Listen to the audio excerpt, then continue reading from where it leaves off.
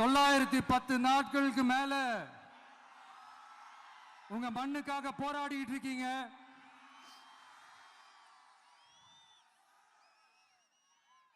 உங்க போராட்டத்தை பத்தி ராகுல்னு ஒரு பையன், சின்ன பையன் பேசினதை நான் கேட்டேன்.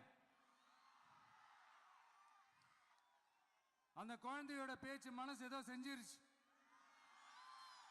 உடனே உங்க எல்லாரையும் பார்க்கணும்னு தோணுச்சு, உங்க எல்லாரையும் கூட பேசி ஆகணும்னு தோணுச்சு. உங்க எல்லாரும் கூட நான் நிப்பேன், தொடர்ந்து நிப்பேன் சொல்லணும்னு தோணுச்சு.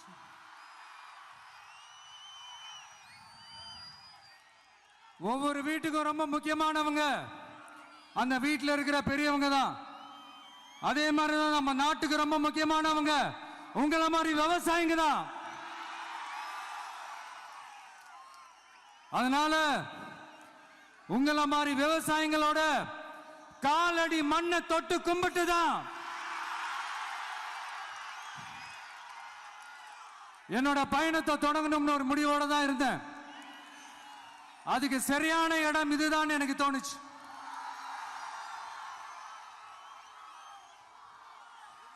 என்ன உங்க வீட்டில் இருக்கிற ஒரு மகனா என்னோட கள அரசியல் பயணம் உங்களோட ஆசீர்வாதத்தோட இங்கிருந்து தான் தொடங்குது. சரி, அதை விடுவோம். நம்மளுடைய முதல் மாநில மாநாட்டில் நம்ம கட்சியினுடைய கொள்கையை பற்றிலாம் தான் எடுத்து சொன்னேன். அதுல ஒண்ணுதான் இயற்கை வள பாதுகாப்பு.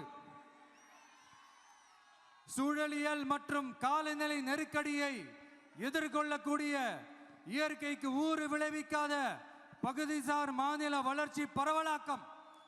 இதான் நாம் அறிவிச்ச அந்த கொள்கை. இதான் நான் இங்க சொல்றதுக்கு காரணம் ஓட்டு அரசியலுக்காக இல்ல.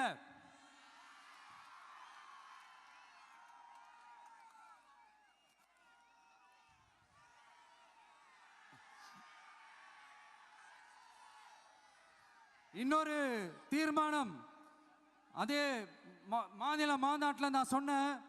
அது விவசாய நிலங்கள் பாதுகாப்பு கொள்கை தீர்மானம். அதுல காஞ்சிபுரம் மாவட்டம் பரந்தூரில்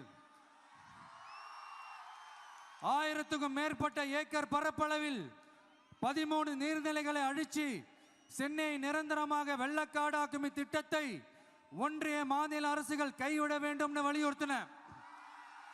அது மட்டும் இல்லாம இந்த மண்ணுக்காகவும் மக்களுக்காகவும்